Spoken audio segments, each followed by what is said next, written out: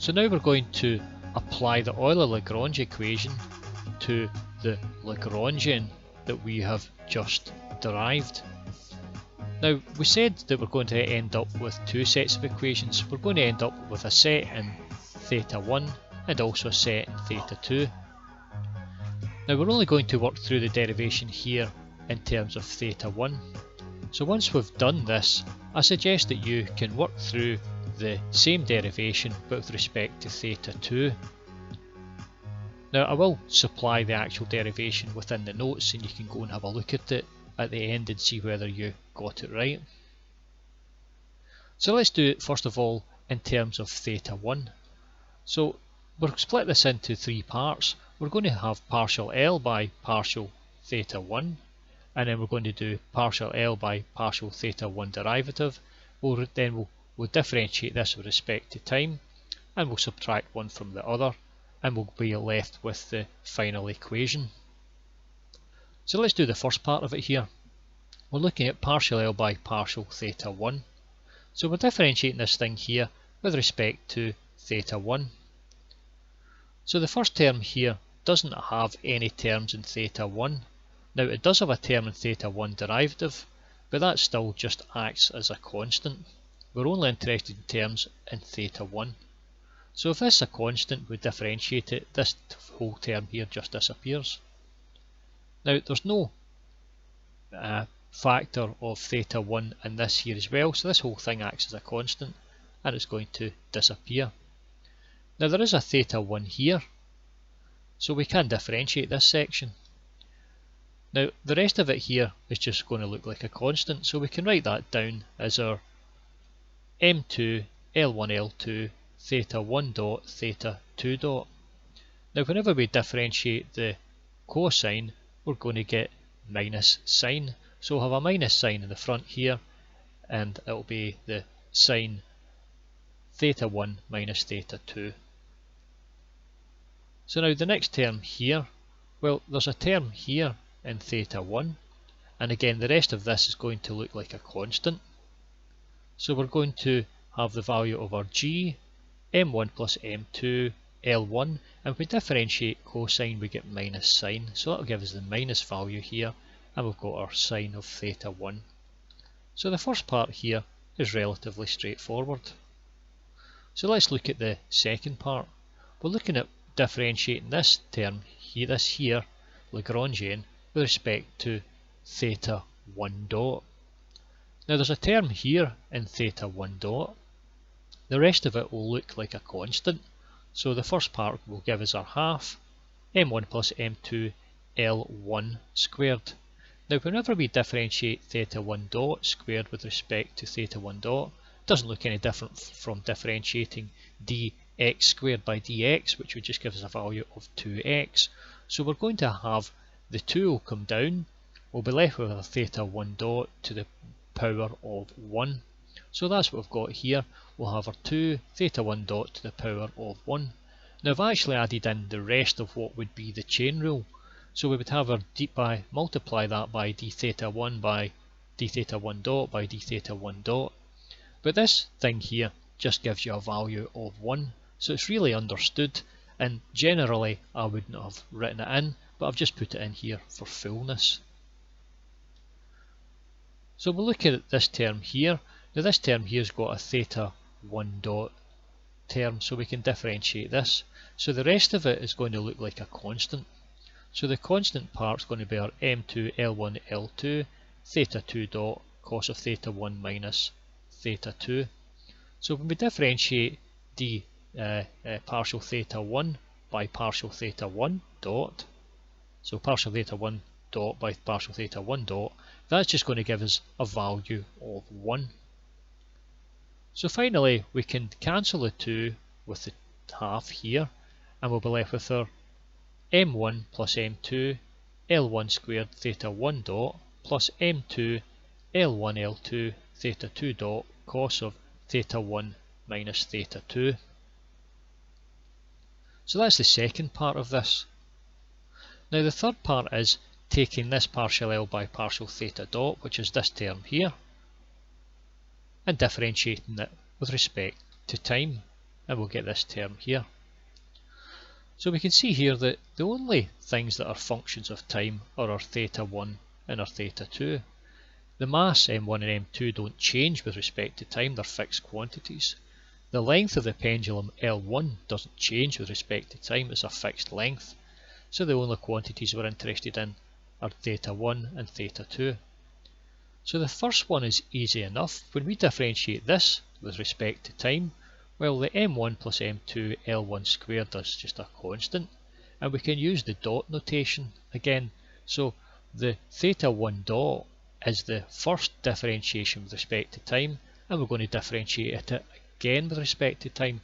So we're just going to be left with our theta 1 double dot. So this is the second differentiation of theta 1. So the second term here is a little bit more involved. The first part of it, m2 L1 L2, is just a constant, so it's m2 L1 L2, and then we have to differentiate this little section here. But what we have here is a function of time multiplied by a function of time, and we want to differentiate it. So we can use the product rule for differentiation, and I've wrote it down here. So the product rule for differentiation, if you have two functions u times v, then you can differentiate it by writing in u derivative of v plus v derivative of u. So that's a common formula for differentiating the product of two functions, and you've seen that throughout the course. So if we were to go ahead and do this differentiation here of this section, then what we could do is we could differentiate the theta 2 dot. So in effect that would be our u term here, and that would become a u derivative. So that would simply become our theta 2 double dot, and the rest of it would just be act like a constant. So the cos of theta 1 minus theta 2 would just be the constant. So this would be our u derivative of v. Now the second part of it here, we can leave the theta 2 dot just as is. So in effect this would be the u, and then we would have to differentiate the other part. So the second part we're going to differentiate is the cos of theta 1 minus theta 2, and remember we're differentiating with respect to time, and these two terms here are functions of time.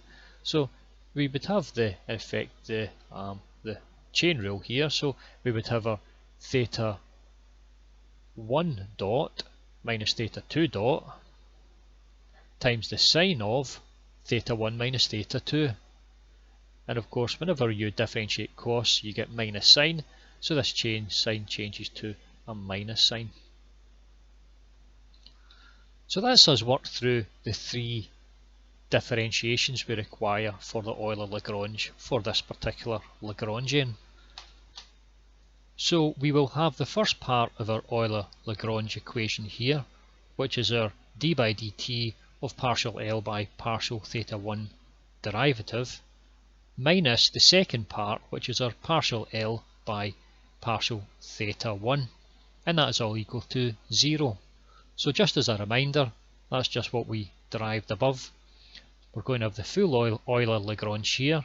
The first part here is this part, and then we take away the second part, which is this part here. Of course, when we take it away, the minus signs and the minus there become pluses. So that's all we have written down here in this top line. Now we can expand this out and simplify it a little bit, so bear with us here, we're almost done this little section. So if we were to note here, we could leave this term exactly as it is. Right, now this term here, the first term that we multiply out, we can leave that exactly as it is as well, so that's this term here. But we're going to get another two terms from this one term here, so we'll have our theta 2 dot times the theta 1 dot sine theta 1 minus theta 2, and we'll also have the theta 2 dot squared times the sine theta 1 minus theta 2. So we're going to end up with the 1, 2, and this will give us 3, 4, and then we'll have the 5 and 6 terms. So that's the 6 terms that you see here, which have been multiplied out. So just check for yourself and see when you multiply that out that you get this line. So the reason for doing that is that we can simplify. It means that we can note this term here is just equal to the negative of this term here. So this term can cancel with this term. Okay, so in fact that whole line just cancels out. And finally we're going to be left with the differential equation here, which is the differential equation for the value of our theta 1. So this is our Euler Lagrange, which has been completed for theta 1. Now, as I mentioned, that we can go through that whole process again for theta 2. Now, I'm not going to go and write the whole lot down. It's a good little exercise to work through, and at the very end you should get this term here, and this is the term for theta 2. Now, if you try and work through this and you can't get it, then you can always get in contact and I'll provide a solution to that if you like it. But it's a nice little exercise. So you can see finally that when we work through the Euler Lagrange on that Lagrangian, and we do it for theta 1 and theta 2, we end up with two second order differential equations. Now in the next video we'll take the two second order differential equations and we'll produce four first order differential equations. That will allow us to take those equations and we'll be able to put them into VPython, and we'll be able to see the actual movement of the double pendulum modelled in VPython. So thank you for listening. I'll get you on the next video. Goodbye.